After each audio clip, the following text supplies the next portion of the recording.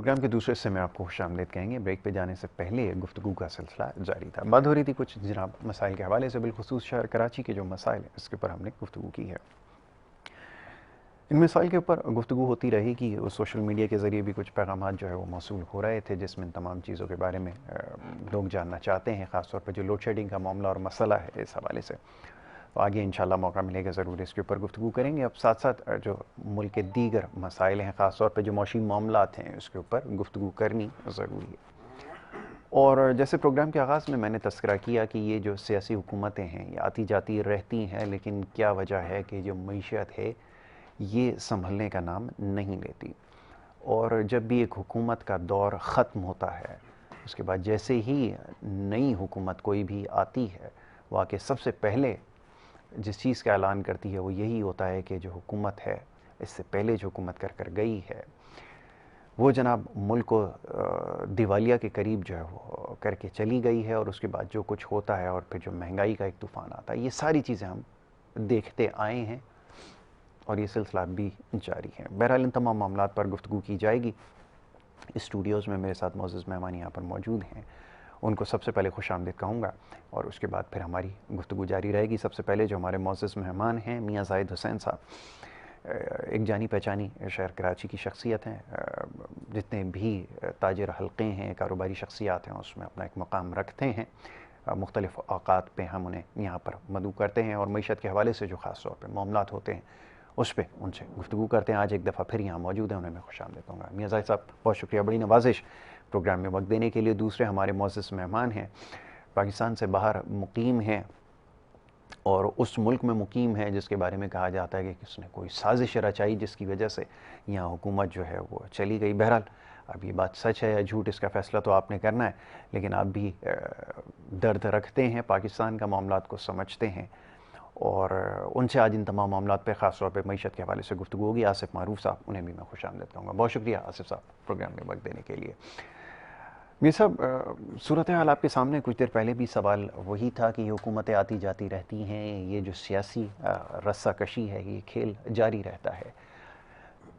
लेकिन ये हुकूमत आई, इसने कुछ अरसा गुजारा है, मौशी मामलात कुछ बेहतर हमें नज़र आए हैं, सूरत हाल बेहतर होती है। अब फिर लोगों के खदशात वहीं पे चले गए हैं कि जब ये हुकूमत छोड़ कर जाएंगे, कोई नया पॉलिटिकल सेटअप आएगा तो मसाइल का नए सिरे से आगाज़ होगा और फिर वही बात दोहराई जाएगी कि जो हुकूमत गई है ये दिवालिये के नए तक पहुँचा के गई है और हमारे पास पल्ले बचा कुछ नहीं है।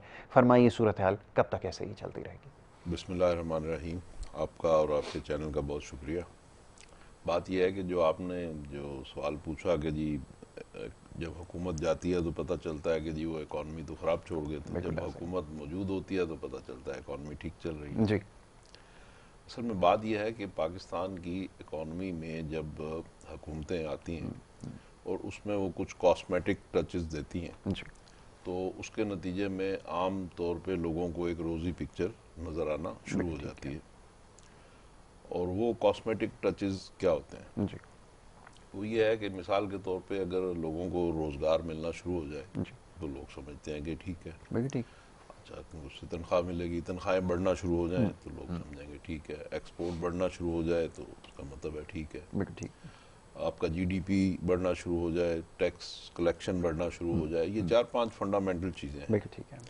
ये बढ़ना शुरू हो जाएं तो इसका मतलब है कि आपका मुल्क ठीक जा रहा है। जी, अच्छा, अब उसमें बात क्या है कि अब कॉस्मेटिक टचेस क्या होते हैं? जी, अब मिसाल के तौर पे पिछले साल जो है हमने 4 अरब डॉलर की गाड़ियाँ मंगवाई, जी, ठीक है, और 2 अरब डॉलर की कॉटन मंगवाई, बिल्कुल इंपोर्ट ठीक की है। हमने 10 अरब डॉलर के फूड आइटम्स मंगवाए और 1 अरब डॉलर की चाय मंगवाई, 4 अरब डॉलर का पाम ऑयल मंगाया। बिल्कुल, ये तकरीबन 17 अरब डॉलर के हमने एग्री आइटम्स बिल्कुल इंपोर्ट ठीक किए और 4 अरब डॉलर की गाड़ियाँ बताई मैंने, 12 अरब डॉलर की मशीनरी मंगाई, है। जी, ठीक है। अच्छा, मशीनरी मंगाना तो ठीक है, अच्छी बात है, बिल्कुल समझ ठीक है। में आता है।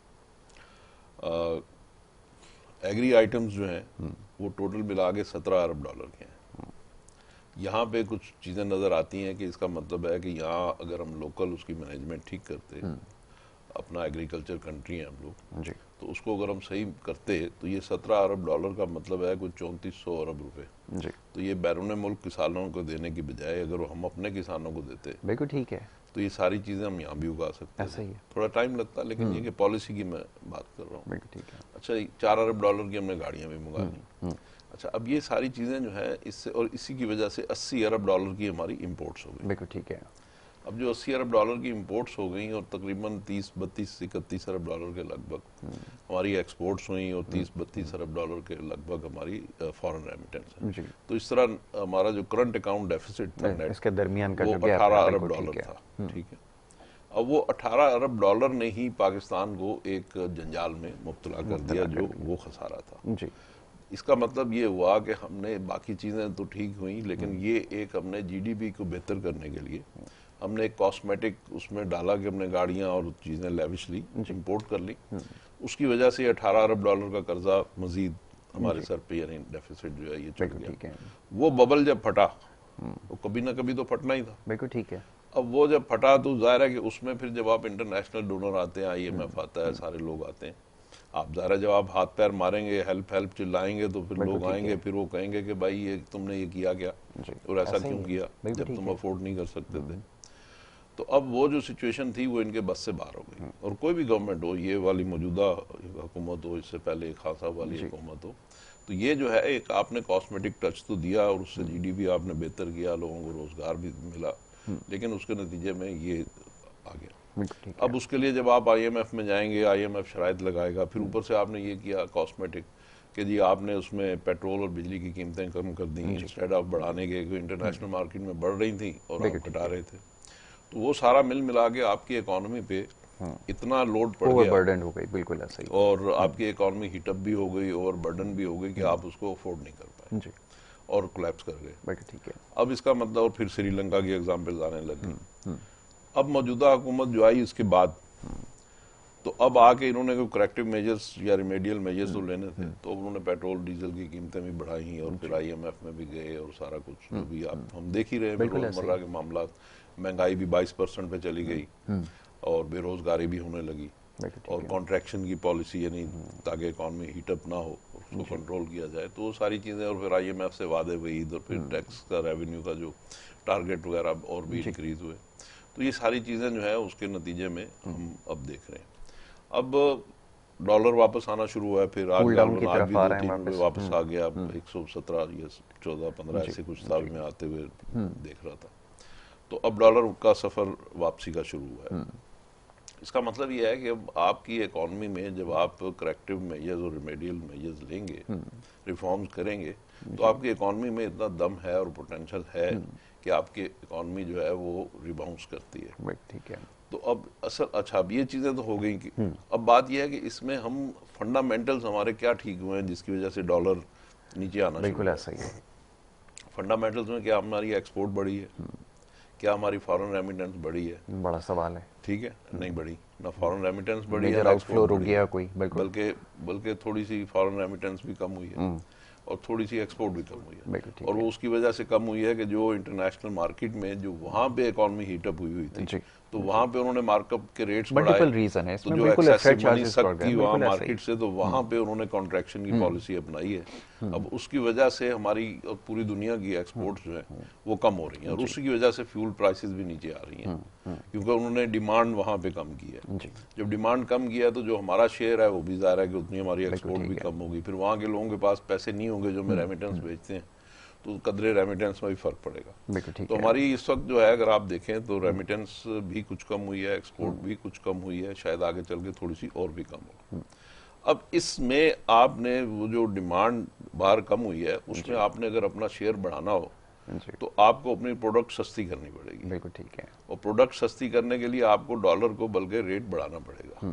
यहाँ महंगाई तो जरूर बड़ी होगी, इंपॉर्टेंट चीज़ है। मगर डॉलर आएंगे कैसे? डॉलर तो तभी आएंगे जब एक्सपोर्ट बढ़ेगी और रेमिटेंस बढ़ेगी। उसके लिए आपको डॉलर की कीमत अब रखनी पड़ेगी ताकि वो हमारे पास रेमिटेंस आए।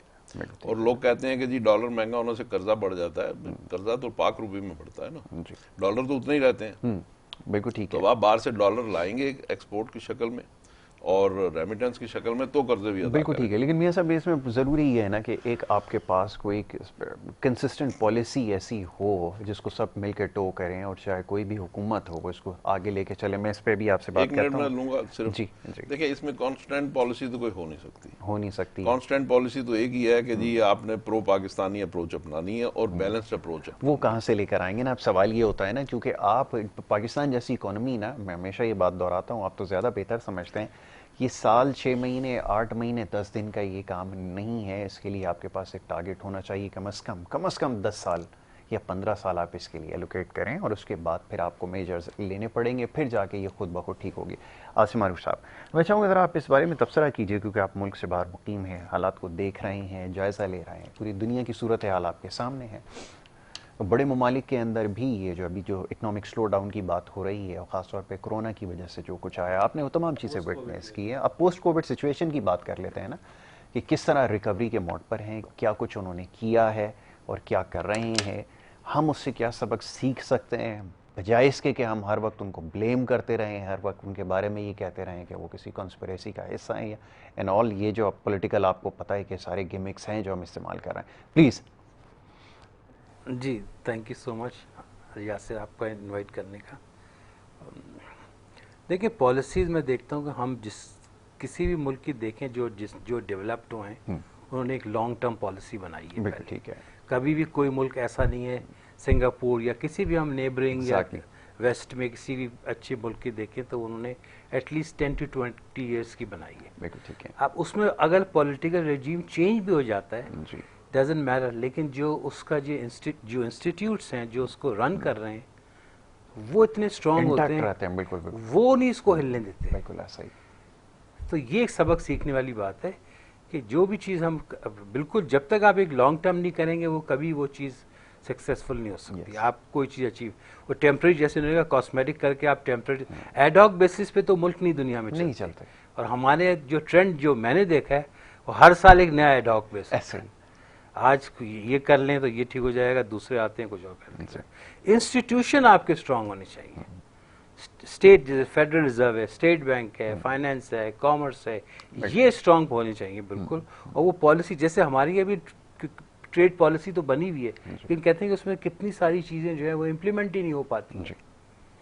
ये एक तो हमको ये सबक सीखना चाहिए कि लॉन्ग टर्म होना चाहिए और इंस्टीट्यूशन स्ट्रांग होना चाहिए, वो इम्प्लीमेंट करें। बिल्कुल ठीक है। ये ना हो कि अगर रिजीम चेंज हो जाता है तो वो उस इंस्टीट्यूट में जो भी काम करने वाले लोग वो भी चेंज हो जाते हैं साथ में। अच्छा, ये तो तमाम चीज़ें by the virtue of political stability आप अचीव कर सकते हैं, लेकिन अनफॉर्चुनेटली क्योंकि ये जो पॉलिटिकल पार्टीज़ हैं, जैसे मैं बार बार इसका तस्करा कर रहा हूँ, क्योंकि अब डेमोक्रेसी बड़ी देर से अब चल रही है, तो अब तो आपकी पॉलिटिकल पार्टीज़ को इतना मैच्योर हो जाना चाहिए कि वो एक पॉलिसी डिज़ाइन कर सकें, या कम से कम बैठ के कंसेंसस के साथ ये फैसला कर सकें कि आपने मुल्क को लेके कहाँ जाना है।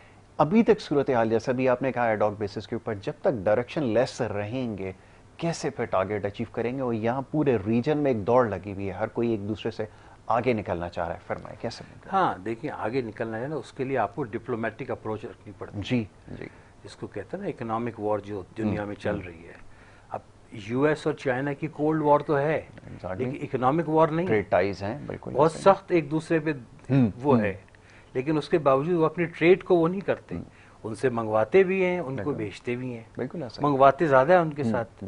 तो ये डिप्लोमेटिक अप्रोच, यानी उसका आपको पाकिस्तानी होना जरूरी है। जो उन्होंने जाहिद भाई ने बात बताई, मेड इन पाकिस्तानी, आपके पास एक पाकिस्तानी सोच होनी चाहिए, एक पेट्रियाटिक सोच होनी चाहिए आपके पास, कि जो भी चीज़ है लेकिन उसको रिजॉल्व करना है। तो उसमें आपको यही डिप्लोमेटिक, जैसे आप यूएस की बात करें, हम बिल्कुल बहुत काफ़ी एक यहाँ एक माइंडसेट बना हुआ है कि बहुत हमारे दुश्मन हैं और भी हमारे हुए हैं, लेकिन अगर आप फंडामेंटल देखें, अच्छा, मैं नहीं समझता, मेरी राय सही अक्सर मुख्तलिफ है, मैं कुछ और सोचता हूँ। लेकिन बाय एंड लार्ज अगर हम बात करें, बाय एंड लार्ज बात करें, बिल्कुल ऐसा ही है। ये आपने बिल्कुल ठीक है कि बाय एंड लार्ज लोगों का यही परसेप्शन यही है कि वो तो बहुत हमारे दुश्मन है और वो हमारे लिए ये कर रहे हैं। बट बेसिक देखा जाए तो भाई वो तो हमारे सबसे बड़े वो हैं, सपोर्टिव हैं, सबसे बड़े इंपोर्टर हैं जी। और सबसे बड़ा दुश्मन चाइना है, वो सबसे कम, हमें ज्यादा एक्सपोर्ट करता है और इंपोर्ट कम करता है, बिल्कुल के ऑपोजिट है। तो यूएस के साथ आप देखें तो हमारा सबसे बड़ा हाईएस्ट, सबसे बड़ा ट्रेडिंग पार्टनर है। हम कोई 10 8 से 10 यानी 4 से 5 बिलियन की, 6 बिलियन की एक्सपोर्ट करते हैं और 3 बिलियन की यानी 10-12 के दरमियान हमारा वो है, इनके साथ ट्रेड है। बिल्कुल ठीक तो है। उसके साथ तो हमको डिप्लोमेटिक होने की जरूरत है। माना उनके साथ एक इशू और भी, उन्होंने पॉलिटिकल किसी भी ग्राउंड पे कोई भी चीज आपके साथ की हो, but at the same time आपको डिप्लोमेटिकली जो ट्रेड है उसको मेंटेन रखने के लिए अपने जो डिप्लोमेटिक चैनल है उनको यूज करना चाहिए, ना कि उनसे खत लिखवाएं, ना कि उनके कांग्रेस वुमन से आप ये करवाएं। आप उन कांग्रेस वुमन या कांग्रेसमैन से मिलें जो ट्रेड से इन्वॉल्व हैं। एग्जैक्टली, बिल्कुल ऐसा ही। ना कि आप उनसे मिल रहे हैं कि जो लोग जो है वो डिप्लोमेटिक वो जिस कांग्रेसमैन की बात हो रही है उसको तो कोई जानता ही नहीं है यूएस के अंदर। ओके ओके, चलिए एक छोटी सी ब्रेक के लिए कहा जा रहा है, एक छोटी सी ब्रेक यहाँ पर लेनी होगी। ब्रेक के बाद वापस आते हैं, इस मामले पर और गुफ्तगू की जाएगी और इससे जुड़े और दीगर मामलात हैं जो ज़ेर बहस आएंगे। एक छोटी सी ब्रेक की तरफ जा रहे हैं, वापस आएंगे। आप देखते रहिए प्रोग्राम गुड मॉर्निंग कराची।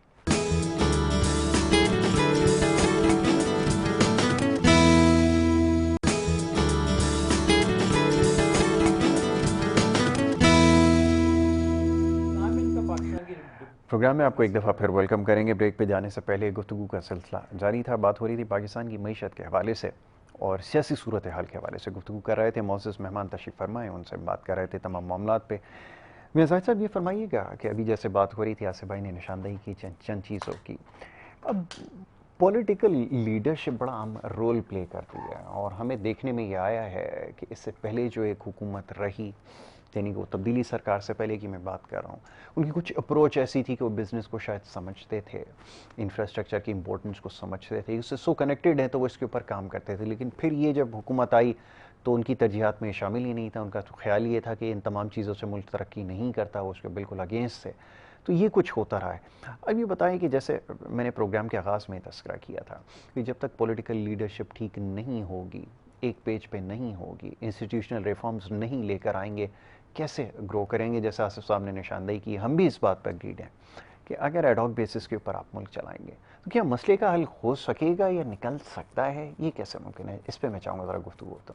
बात यह है कि हमारे यहाँ जो पोलराइजेशन है और जो हमारे यहाँ पॉलिटिकल इंस्टेबिलिटी है, ये जो डॉलर इतना गया था अपना 240-50 तक गया था, तो उसमें एक वजह जो थी वो पोलराइजेशन और पॉलिटिकल इंस्टेबिलिटी ही थी, क्योंकि लोगों ने समझा कि पाकिस्तान के पास अब 18 अरब डॉलर का खसारा है, ये कहाँ से मीटअप करेगा और ये मेकअप होना नहीं है। फिर IMF की शराइत हैं, फिर इसका वो डॉलर तेजी से हमारे जा रहे हैं, पेट्रोलियम महंगी हो रही है, तो डॉलर को जो है वो होल्ड कर लो। ठीक है, तो उन्होंने डॉलर होल्ड करना शुरू कर दिया और उसके नतीजे में देखें कहाँ से कहाँ ऐसा ही है। इसी तरह हमारे जो एक्सपोर्टर थे उन्होंने सोचा कि जी हमें डॉलर को अगर हम रोक लें, अभी बाहर रेमिटेंस अभी मंगवाए ना, जो प्रोसीड्स होती हैं, तो हमें पैसे अच्छे मिलेंगे। तो इस तरीके से ओवरऑल एक पैनिक लाइक सिचुएशन थी, उस वजह से डॉलर ऊपर से ऊपर जा रहा था।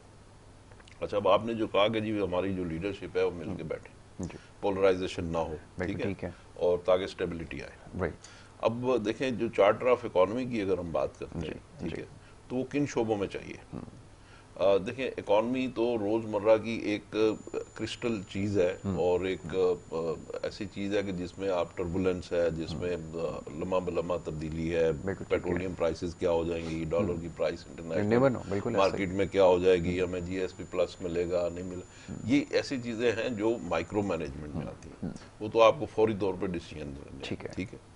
अच्छा, अब फिर किन चीज़ों में हमारी पॉलिटिकल लीडरशिप जो है उसको मिल बैठना चाहिए, ठीक है, वो है इन चीज़ों में कि आप मिसाल के तौर पे 600-700-800 अरब रुपए का सालाना लॉस कर रहे हैं, ये जो government state owned enterprises SOEs में, बिल्कुल ऐसा ही। अब अगर आज मैं हुकूमत में हूँ और आप अपोजिशन में हैं, तो मैं अगर ये इदारे प्राइवेटाइज करने लगता हूँ तो आप उसके खिलाफ खड़े हो जाते हैं, बिल्कुल ऐसा ही, और आप कहते हैं जी मैं तो नहीं बेचने दूंगा, क्योंकि ये तो आप कौमी असासे बेच रहे हैं और आप तो बेच के भाग जाएंगे और ये हो जाएगा वो हो जाएगा, तो आप मुझे नहीं बेचने देंगे, ठीक है। वेयर एज के उसमें 600-700 अरब रुपए का सालाना नुकसान हो रहा है। अगर उनको बेचेंगे, वो प्राइवेटाइज होंगे, तो फिर उसके नतीजे में लॉसेस खत्म होंगे, ठीक। तो इन चीज़ों में हमें कंसेंसस डेवलप करने की जरूरत है। एग्रीकल्चर जो है हमारा एग्री कंट्री है, हमें ये एक पॉलिसी बनाने की जरूरत है कि हम ने एग्री बेस्ड इंडस्ट्री लगानी है, ठीक, तो इंडस्ट्रियल पॉलिसी बनाने की जरूरत है, ठीक है, और एग्रीकल्चर को दुरुस्त करने की जरूरत है ताकि हम एग्रीकल्चर इंपोर्ट करने की बजाय एक्सपोर्ट कर सकें। पाम ऑयल हम $4 अरब का मंगाते हैं और इस साल 5.5 का आएगा जी, वो पाम ऑयल का सब्सिट्यूट यहाँ लगाने की जरूरत है। ठीक है। अच्छा, फिर जो हमारी एनर्जी पॉलिसी है उसमें $20 अरब की हमने पिछले साल पेट्रोलियम मंगवाई है। अच्छा, उसको हम यहाँ पे सब्सटीट्यूट कर सकते हैं कि यहाँ पे आप सोलर लगाएं। अच्छा, $20 अरब की पेट्रोलियम मंगाने का मतलब है कि 4,000 अरब रुपए, वो 4,000 अरब रुपए अगर यहाँ पाकिस्तानियों में बांट दिए जाए कर्जे की शक्ल में, यानी कि उनको दे दिया जाए, बिल्कुल ठीक है, उनको कर्जा दे दिया जाए, उनको फ्री ऑफ क्या कहते हैं मार्कअप दे दिया जाए, और उन्हें कहा जाए कि 3 महीने में आप अपनी फैक्ट्री और अपने घर, बिल्कुल ठीक है, चाहे छोटा घर, चाहे बड़ा घर, चाहे झुग्गी, चाहे बंगला, सब पे सोलर लगा दे। अब बताएं 3 महीने में सोलर लगेगा या नहीं लगेगा? बिल्कुल लग जाएगा। लगेगा तो आपका ये $20 अरब में से 10-12 अरब की आपकी इंपोर्ट कम हो जाएगी, इंडस्ट्री में भी बिजली इस पे आ जाएगी, ठीक, बिल्कुल ऐसा ही। तो ये सारे काम हो सकते हैं। इसी तरह फिर विंड है जी, तो ये चीजें ऐसी हैं कि कोई, अच्छा, फिर इलेक्ट्रिकल गाड़ियां हैं उसके ऊपर आप इंसेंटिव दे दें, तो ये सारे काम डूएबल है।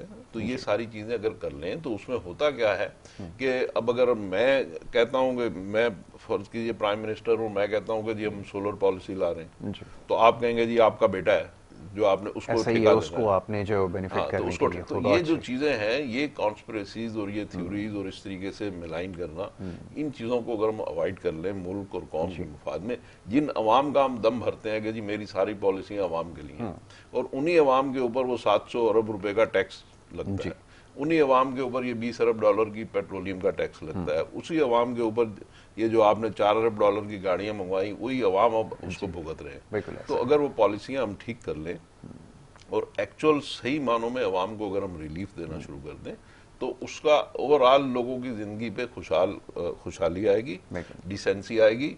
और ये कोई बहुत लंबे चौड़े पॉलिसी नहीं है, ये आपकी 2, 4, 6, 8 महीने में वीकली उसका आपको डिफरेंस नजर आएगा।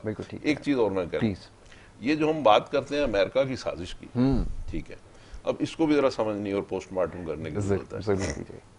बात यह है कि हमारी इस वक्त $32 अरब की एक्सपोर्ट है, 90% एक्सपोर्ट हमारी जो है अमेरिका और अमेरिकन बेस्ड कंट्रीज में है, अमेरिकन अलाइज में है, ठीक है, और हमारी तकरीबन $30-31 अरब की रेमिटेंस है, वो 100% अमेरिका और अमेरिकन ब्लॉक से है, ठीक है। तो हमारी टोटल जो आप समझ लें कि $65 अरब की जो हमारे पास पैसे आते हैं, प्रोसीड्स आती हैं, उसका $60 अरब जो है वो अमेरिका या अमेरिकन ब्लॉक से आता है, ठीक है। तो $65 अरब की मतलब हमारी अगर रेमिटेंस या टोटल हमारी प्रोसीड्स हैं, और उसमें $60 अरब अमेरिकन इन्फ्लुएंस से आता है, और उसके बाद अब जो $18 अरब का डेफिसिट है वो भी अमेरिकन इन्फ्लुएंस से आना है। बिल्कुल ऐसा। आज अमेरिका का इशारा ना हो सऊदी अरब को जी, और कुवैत को और कतर को, तो आप $1 लेके दिखा देंगे, ठीक। सिर्फ एक चाइना एक इंडिपेंडेंट कंट्री है जिसने अभी आपको दे भी दिए $2 अरब और $4 अरब को रिस्केड्यूल भी करने जा रहे हैं, तो लिहाजा आप अमेरिका के ऊपर 100% आपकी डिपेंडेंस है, और एक्सपोर्ट आपकी सारी की सारी उनको है। तो इसका मतलब यह है कि आप अमेरिका के साथ साजिश और ये सारे बयानिए जो है ये ऐसे ही लोगों को गुमराह करने के लिए। और एक और बात जो उसमें बड़ी इंपॉर्टेंट है कि अमेरिका से तो ये $60-65 अरब आपको साल में आते हैं, आप माल बेचते हैं या सर्विसेज बेचते हैं, ठीक है।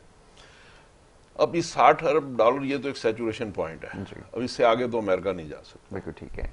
अब आपका इंफ्रास्ट्रक्चर कैसे बढ़ेगा, यानी आपको उसके अलावा भी 50, 60, 70, $100 अरब की जरूरत है कि जिससे आप अपना इंफ्रास्ट्रक्चर डेवलप करें, और उस इंफ्रास्ट्रक्चर डेवलप करेंगे तो बिजली की चोरी रुकेगी, बिल्कुल ठीक है, और बिजली की प्रोडक्शन भी बढ़ेगी, चोरी भी रुकेगी, सड़कों का नेटवर्क बेहतर होगा, वो कौन देगा, ठीक है। तो अब अगर चाइना जो है वो अगर आपको पैसे नहीं दे सकता, वो आपसे माल नहीं खरीद सकता, ठीक है, तो आपको इधर इन्वेस्ट कर सकता है, बिल्कुल। तो सी पैक में जो $65 अरब की इन्वेस्टमेंट चाइना ने की, वो 65 क्या, वो 600 अरब भी हो सकती थी। आज हमारे यहाँ बुलेट ट्रेन चल रही होती, आज हमारे जो इन्होंने 11 वो लगाए थे इकोनॉमिक जोन, उसपे अभी तक 5 पे काम शुरू हुआ है और वो भी तकमील नहीं हुआ।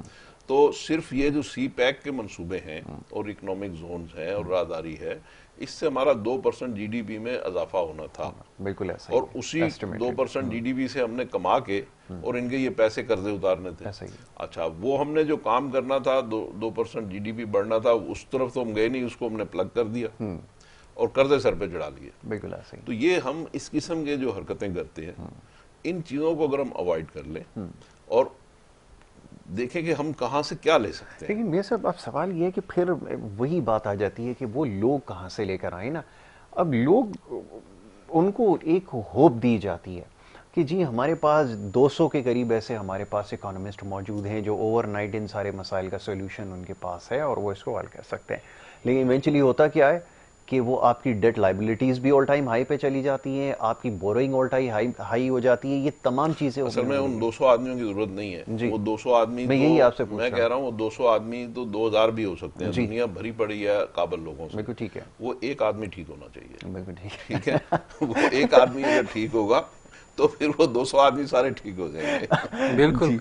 अच्छा, अच्छा 3 रुपये 29 पैसे। अब ये भी जैसे स्कोर मैच का बता रहे होते हैं वैसे अब थोड़ी थोड़ी देर बाद बता रहे हैं 3 रुपये 29 पैसे अब और मजीद डॉलर के ऊपर कम हो गए। जी आसिफ साहब फरमाइए। अब लीडरशिप का जैसे मियाँ साहब ने तो आपको मसले का हल बता दिया कि अगर लीडरशिप हो और अगर कोई इस तरह की, हम भी उस वक्त लीडरशिप पे तो अब थोड़ा उससे और अगर आगे चलें, जी देखिए ट्रेड डेफिसिट तो हमारा है, यानी इंपोर्ट हमारी ज्यादा है और एक्सपोर्ट कम है, उसको हमको बैलेंस करना है। एक पॉइंट यूएस में भी हमारी कैपेसिटी, हम फुल कैपेसिटी पे कर रहे हैं, बल्कि पोस्ट कोविड में तो हमने ज्यादा किया, इम्प्रूव किया। अब हमारे पास और भी विंडो हमें रखनी चाहिए। देखिए मैंने जो देखा है, इसे अमेरिका में उनकी जो ट्रेड है वो रीजनल ट्रेड बहुत सबसे ज्यादा है। अमेरिका कनाडा की ट्रेड बहुत बड़ी है, यानी मेरे ख्याल से बहुत लार्ज अमाउंट की है। लेकिन मेरे ख्याल में एग्री आइटम में है ज्यादा। नहीं, इलेक्ट्रिसिटी भी लेते हैं, कनाडा इनको इलेक्ट्रिसिटी भी देता है। मैक्सिको के साथ इनकी ट्रेड है, फ्री की है, नैफ्टा उन्होंने बनाई हुई है जो अब तो खैर खत्म हो गई, लेकिन वो रीजनल ट्रेड बहुत करते हैं आपस में, बहुत ज्यादा। बिल्कुल ठीक। और हमारे यहाँ रीजनल ट्रेड कम हो रही है जितनी होनी चाहिए हमारे पास। उसमें पॉलिटिकल रीजनों को, लेकिन मैं वही बात फिर दोबारा कहता हूँ कि आप पॉलिटिकल चीज अपनी जगह ही, आप ट्रेड को उसके साथ ना मिक्स वो तो थोड़ी सी जियोपॉलिटिकल जो आपकी लोकेशन है वो भी मैटर करती है। अब उनकी जो नेबरिंग कंट्रीज हैं, अर्जेंटीना, ये वो बड़े बड़े ब्लॉक्स उधर बने हुए होते हैं, वहाँ पे आपके पास मैक्सिको के साथ है, मैक्सिको के साथ तो बहुत बड़ी उनकी वो हो गई, बहुत बड़ा बहुत सारी मैन्युफैक्चरिंग तो अब वो अपनी मैक्सिको में करते हैं, यूएस वाले सारे पार्ट्स, क्योंकि वो आसान है ट्रेडिंग वहाँ से। ऐसा है, और हालांकि उनके लिए ये ड्रग और ये बहुत बड़ा इशू बना हुआ है, चैलेंज है मैक्सिकन्स को, बहुत बड़ा चैलेंज है कि उस चैलेंज को पूरी उनकी उसकी वजह से कितना क्राइम रेट बढ़ता है, वो सब मैक्सिको से आता है। लेकिन उसकी वजह से वो ट्रेड को नहीं खत्म करते, वो कहते हैं कि हम वहाँ ट्रेड ज्यादा बढ़ाएं और वहाँ खुशहाली लाएं, लोगों में ज्यादा पैसा आए, ताकि वो खुद ही इस काम इन तमाम चीजों से बाहर आ जाए। बिल्कुल ठीक है। हमारे पास भी इस चीज की जरूरत है कि हमें अपने रीजनल पार्टनर्स के साथ स्ट्रांग होना पड़ेगा। बिल्कुल ठीक है। हम कॉस्ट इफेक्टिव होंगे, पहली बात। बिल्कुल ठीक। कोई और एक नई विंडो खुलेगी, और फिर एक जमाने में हमने शायद Pakistan Iran currency swap agreement किए थे कुछ मुल्कों के साथ, मेरे ख्याल से शायद ईरान के साथ किया था। इस तरह हमें, अगर हमें चाइना के साथ भी है, तो इसको हमको इनकरेज करना चाहिए। अगर हम डॉलर की हमारे पास शॉर्टेज है तो हम ये अपनी नहीं कर, जैसे एक हमारे पाकिस्तान और रशिया के साथ हमारा बार्टर एग्रीमेंट था जी, उसमें हम भी उसके पार्ट, जब हमने टावल इंडस्ट्री शुरू की तो हमारा टावल की इंडस्ट्री शुरू ही रशिया की वजह से हुई थी। पाकिस्तान में टावल इंडस्ट्री का बुनियादी रशिया था, तो वो बार्टर अगेंस्ट बार्टर होती थी, हम एक्सपोर्ट करते थे और उसके अगेंस्ट से फिर गवर्नमेंट हमको वाउचर देती थी, यानी गवर्नमेंट उनसे कुछ और ले लेती थी और हम उनको एक्सपोर्ट कर देते थे। तो ये भी नए ऐसे एवेन्यूज हैं जिनको हमें देखना पड़ेगा, मगर उसमें सारी वही बात आ जाती है एट द एंड कि हमारी ये सारी ऑफकोर्स एक आम आदमी सोच तो सकता है, मगर इम्प्लीमेंट तो एक लीडरशिप या जो रन कर रहे हैं गवर्नमेंट को, वो लोग इसको वो कर सकते हैं। और जिसे बता रहे हैं उसमें 200 आदमी की कोई जरूरत नहीं है। पाकिस्तान इतना, यानी आप दुनिया में देखेंगे 168 नंबर आता है, 169 मुल्क हैं और 167 नंबर आपका आ रहा है, और उसमें कौन सी साइंस आपको लगानी है? बिल्कुल ठीक है। इतना बड़ा जीडीपी तो है नहीं हमारा, इतने बड़े हमारे पास आइटम भी नहीं है, इतनी कैपेसिटी भी नहीं है हमारे पास। हमारे पास $450 अरब की हमारी इकोनॉमी है सालाना, और ये 15-20 अरब डॉलर के लिए हम दर धक्के खाते ये रहते बड़े अच्छा 500 मिलियन के लिए जी 500 मिलियन आता है तो मिठाइयां बंटती हैं, सुना इस्लामाबाद में। ऐसा ही है, बिल्कुल आपने ठीक कहा। और मैं यही सवाल आपकी खिदमत में, मियाँ साहब ने खुद ही उसकी निशानदेही कर दी कि ये पूरी दुनिया में जब इसके बारे में बात होती है लाइक $1 बिलियन या 2 बिलियन, तो हैरान होते हैं कि पाकिस्तान को, पूरी स्टेट को आप एक तरह से आपको प्लेज करना पड़ता है $1 बिलियन के लिए कि ये हमारा सॉरी fate है। इंटरप्ट कर यस रहा हूं, यस एक यूनिवर्सिटी हार्वर्ड स्कूल का जो है ना बजट, वो बिलियंस का है। एक हाई स्कूल वहां बनता है ना, वो $10 मिलियन Yes. का बनता है।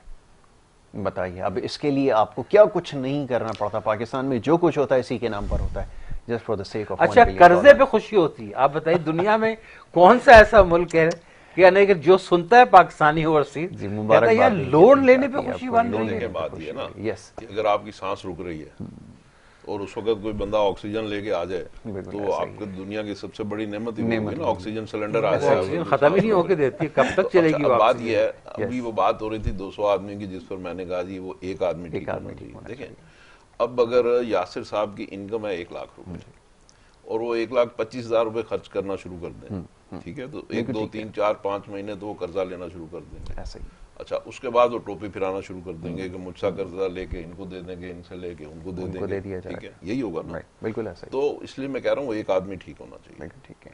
कि आपको ये रॉकेट साइंस तो है नहीं, हर आदमी को, बच्चे को पता है कि यार मेरी इनकम इतनी है बिल्कुल ठीक और है, मुझे इससे ज्यादा खर्चा नहीं करना चाहिए, करूंगा तो फिर गली गली मोहल्ले मोहल्ले फिर मैं चंदा ही करूंगा। करना पड़ेगा। तो ये एक सिंपल सी बात है। अब उसमें फिर मैं अगेन वही बात करता हूँ कि हम वो अयाश कौम है जो 600 अरब रुपया बिजली के शोबे में जाया करती है। जाया कर, और ये बिजली क्या है, हम बाहर से कर्जे लेके तेल मंगवाते हैं, तेल मंगवा के यहाँ प्लांट चाइना से लगवाते हैं, फिर प्लांट में बिजली बनाते हैं और बिजली बना के जब आती है लाइनों में तो उसमें से 600 अरब 300 अरब की बिजली चोरी हो जाती है, 300 की लाइन लॉसेज में जाया हो जाती है। बिल्कुल इसी तरीके से गैस है, अब गैस में जो है उसमें भी 150 अरब रुपए सालाना लॉस शुरू हो गया, जो कि 3-4 साल पहले नहीं था, अब शुरू हो गया। तो अभी हमने मतलब नए नए एवेन्यूज लॉसेस के हम खोलते जा रहे हैं। अच्छा, रेलवे जो है उसमें हमारे लॉसेज हैं, वापडा में हमारे लॉसेज हैं, हर शोबे में जो भी गवर्नमेंट ओन्ड जो भी ऑर्गेनाइजेशन हैं, इदारे हैं, वो सारे के सारे PI है, तो ये सारे के सारे जो भी गवर्नमेंट ओन इदारे हैं तकरीबन 80 के करीब हैं, इन सब में हम लॉस कर रहे हैं। लेकिन ये अनपॉपुलर डिसीजन लेंगे कैसे? अब सवाल ये पैदा होता है, एक पॉलिटिकल गवर्नमेंट आती है। मैं हमेशा से एक बात करता हूँ मैं कि अपने आप को खुद को प्रो प्राइवेटाइजेशन समझता हूँ कि मैं हूँ, हमेशा से मेरी थ्योरी रही। लेकिन आप जब भी ये करने के लिए जाएंगे, अब आप देखें एक पॉलिटिकल डिफरेंसेस से स्टार्ट हो जाते हैं, फिर एक है एक जमात ऐसी जो टोटल वोट ही इस पे लेती है कि हम जी इनको प्राइवेटाइज नहीं होने देंगे। अब ये जो लॉस जो जितनी मेकिंग एंटिटीज हैं, इनकी लाइबिलिटीज किस पे होगा, ये भी तो समझाना जरूरी है लोगों को। वो तो ट्रांसलेट करते नहीं है इस चीज को। यही वो जगह है जहाँ पे हमें चार्टर ऑफ इकोनॉमी बनाने की जरूरत है। और सॉरी मैं एक इंटरप्ट करूं कि आपके सामने एग्जांपल है UBL बैंक की, HBL की।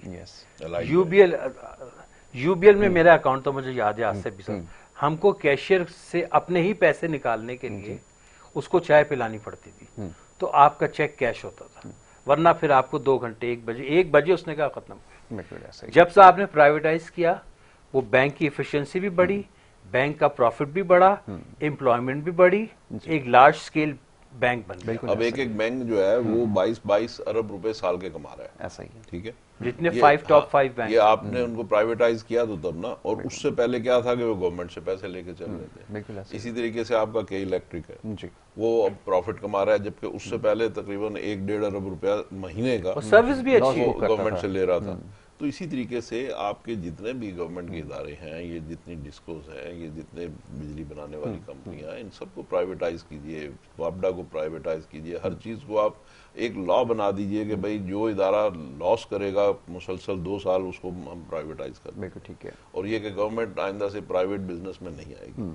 तो ये सारी चीजें बनाना, ये अब दुनिया से हम 20, 25, 30 साल इन मामलात में पीछे हैं। अच्छा, कोई हमने नया इन्वेंशन तो करना नहीं है ना, दुनिया को देखना है उनकी जो सक्सेस स्टोरीज हैं, कॉपी कर लें, वो यहाँ पे आप रेप्लिकेट करते चले जाएं, ऐसा ही है। और ये चीजें सारी ठीक, सबको पता है, ये कोई ऐसी अब रॉकेट साइंस की बात नहीं है, ये सबको पता है। सिर्फ बात यह है कि अपने जो पॉलिटिकल वेस्टेड इंटरेस्ट हैं उनको सैक्रिफाइस करने की जरूरत है, उनको समझने की जरूरत है, और उसके लिए हमारे मिसाल के तौर पे चैम्बर्स हैं, फेडरेशन है, इस तरह के जो इदारे हैं जो ओपिनियन मेकिंग का काम करते हैं, जो पॉलिसी में गवर्नमेंट को हेल्प करते हैं, सपोर्ट करते हैं, उनको आगे आने की जरूरत है। उनके पास रिसर्च एंड डेवलपमेंट होनी चाहिए, वो भी गवर्नमेंट के ऊपर एक प्रेशर माउंट करेंगे भी इन चीज़ों को ठीक करें। अभी मैं समझता हूँ कि अभी जो मौजूदा हुकूमत है, अगर ये थोड़ा सा इनको अगर काम करने का मौका दिया जाए और ये अभी पोलराइजेशन ना क्रिएट की जाए, तो मैं समझता हूँ कि ये इन चीज़ों को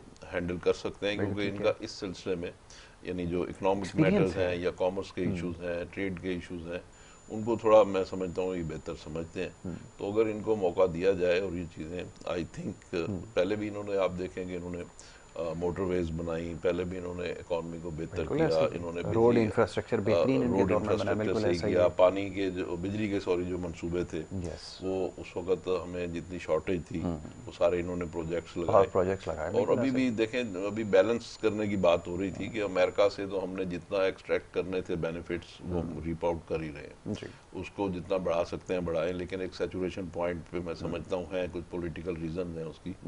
तो चाइना है अनटैप्ड है अभी, यानी $65 अरब तो कुछ भी नहीं है, बिल्कुल तो वो अनटैप्ड है। उससे आप लेना चाहिए, आपको 2, 4, 600 हज़ार अरब रुपए के जो है इन्वेस्टमेंट पाकिस्तान में करवानी चाहिए, और वो करेंगे।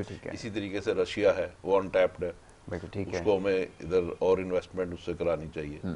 इसी तरह फ्रांस है, इसी तरीके से जर्मनी है। तो इस तरह के जो कंट्रीज हैं, जो रिच कंट्रीज हैं और जो अनटैप्ड हैं, तो उनको पाकिस्तान में इन्वेस्टमेंट कराएं, उनका यहाँ पे इंटरेस्ट क्रिएट करें। लेकिन मियां साहब, ये मुमकिन कैसे होगा? हमारा बड़ी अनफॉर्चुनेट ये रही है, अब ये बात कहनी पड़ेगी कि आपकी जो फॉरेन डिप्लोमेसी है वो काम उसने नहीं किया। अब जैसे पिछली हुकूमत है, वो कहते हैं जी हम एक डील के करीब पहुंच गए थे रशिया के साथ, दो कि वो एक होक्स था, वो गलत बयानी से, जिस तरह और सारी चीज़ों में गलत बयानी से काम लिया, यहाँ भी इन्होंने झूठ बोला, ऐसी बात नहीं है, लेकिन ये हो सकता था।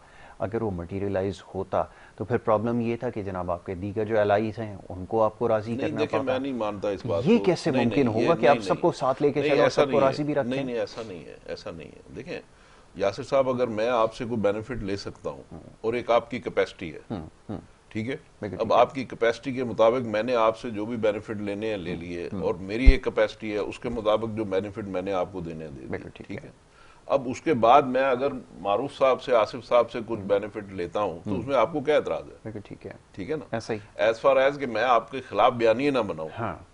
आपके साथ मैं ट्रेड को ट्रेड की हद तक रखूं, बेनिफिट को बेनिफिट की हद तक रखूं, उसको मैं बायलेटरल रखूं, आपके खिलाफ बयानी ना बनाऊं, तो मैं अगर उसके बाद अगर आसिफ साहब से भी कोई बेनिफिट लेता हूं या इनको देता हूं, तो आपको क्या एतराज है? कोई एतराज नहीं है। तो यही चीज थी ना कि आप देखें कि अमेरिका के साथ ये सारे हमारे इकोनॉमिक रिलेशनशिप्स होने के बावजूद हमने चाइना से $65 अरब के एग्रीमेंट्स किए ना, तो उसमें तो अमेरिका को छोटे मोटे एतराजात तो होते रहते हैं, लेकिन वो तो बस जस्ट द सेक ऑफ एतराज ही होते हैं ना। तो लिहाजा आप अमेरिका से, चाइना से ले रहे थे, चाइना से आप मजीद भी ले सकते हैं। इसी तरह आप रशिया की बात कर लें, रशिया से ऑयल अगर हम उनसे खरीदते, अभी हम गंदम खरीद रहे हैं ना उनसे, यूक्रेन से और रशिया से भी शायद खरीद रहे हैं, तो उसमें किसी को क्या एतराज होगा? खुद अमेरिका खरीद रहा है। नहीं, ये सब जहां पर सॉरी टू से जब अचीवमेंट इसको समझा जाएगा कि मैं अगर किसी कंट्री के पास जाता हूं तो वहां से $2 बिलियन में लेकर आ जाता हूं, या कोई डेफर पेमेंट के ऊपर कोई तेल वेल ले लेता हूं, ये अचीवमेंट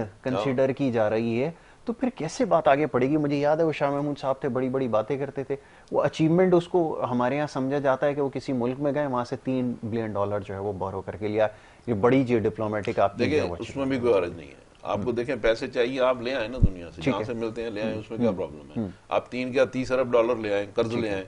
असल बात यह है कि वो कर्ज आपको मिलता है आधे % सूद के ऊपर, ठीक है। वो कर्जा आप लाके अगर यहाँ पे सड़कें बनाएंगे, यहाँ बिजली के प्लांट लगाएंगे, यहाँ पे और इस तरीके से जो इंफ्रास्ट्रक्चर के प्रोजेक्ट्स हैं वो अगर आप करेंगे, डैम बनाएंगे, तो क्या रह जाए? अच्छा, वो तो कहते हैं सिर्फ हमें सिर्फ डेट रीपेमेंट और इंटरेस्ट पेमेंट की मदद वही बात है ना।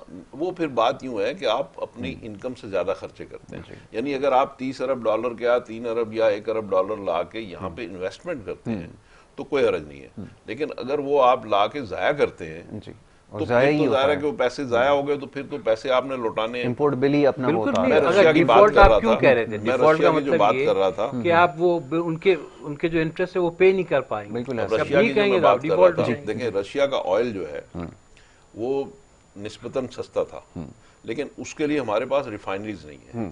उसके लिए हमें या तो मौजूदा रिफाइनरीज हैं उनको रीडिजाइन करना पड़ता है। अच्छा, अगर आप उनको रीडिजाइन करेंगे तो फिर उसके ऊपर आपको वहां से भी तेल चाहिए, यहाँ से भी तेल चाहिए रशिया का, तो इसका मतलब यह है कि आपको नई रिफाइनरीज लगानी चाहिए। अब अगर या तो आप वहां से बंद कर दें लेना ब्रांड जो अच्छा, लेते हैं ये तो आपसे बेहतर कोई नहीं समझता क्योंकि आप तो इन मामलात के अंदर शामिल हैं। लेकिन मैं जब ये बात कह रहा था उस वक्त लोग बड़ा हैरान हो रहे थे कि जब आप रशिया से लेकर तो आएंगे, जैसे कह रहे हैं हमने ले लिया था, वो लेकर उन्होंने उसको रिफाइन कहाँ करना था, इसका तो जवाब वो देते। तो देखें, एक रिफाइनरी लगाने में 4 साल चाहिए आपको। बताएं।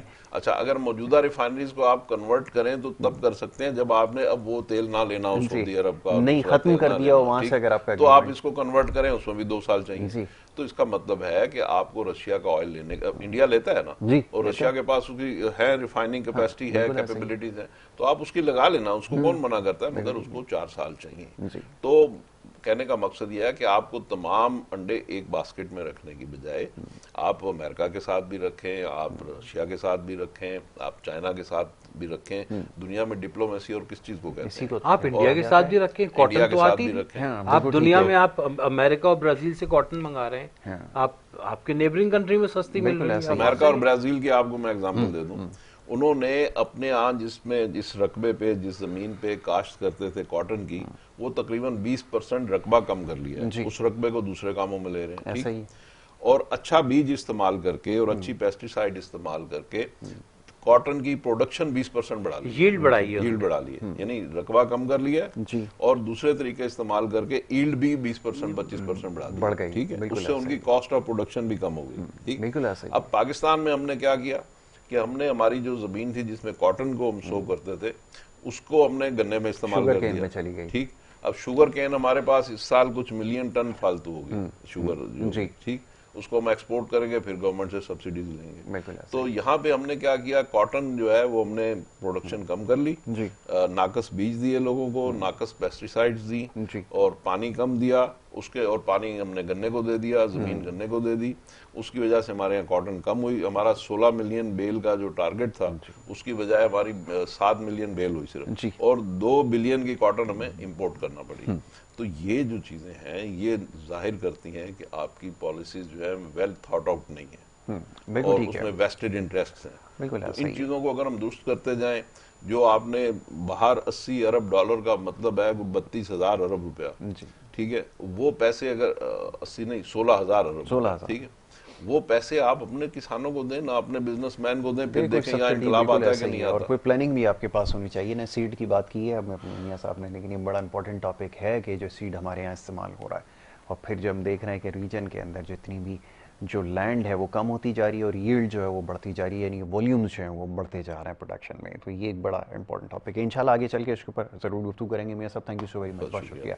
आसिफ साहब बहुत शुक्रिया, आपने प्रोग्राम में वक्त दिया। दोनों मोअज़्ज़ज़ मेहमानों ने बड़ी खुलकर गुफ्तगू की है। ये वो मसाइल हैं, मामलात हैं जिसके ऊपर बात करना ज़रूरी है, और ख़ास तौर पे मईशत से जुड़े जो मामलात हैं उसको समझना हम सब के लिए ज़रूरी है। लेकिन बात हमेशा से वही है कि कौन सी ऐसी हुकूमत आएगी जो इन मामलात को समझेगी और इसके ऊपर संजीदगी का मुज़ाहरा करेगी। क्योंकि अगर ये मामलात हल नहीं हुए तो चाहे कितनी भी जमातें आती रहें, इक़्तिदार में रहें, अगर मुल्क की मईशत ठीक नहीं होगी तो मसाइल जो है वो एक आम आदमी के हल नहीं हो सकेंगे। इसी बात के साथ आपसे इजाज़त चाहेंगे। अपना बहुत ख्याल रखिए। मोहम्मद यासिर और हमारी टीम को दीजिए इजाज़त।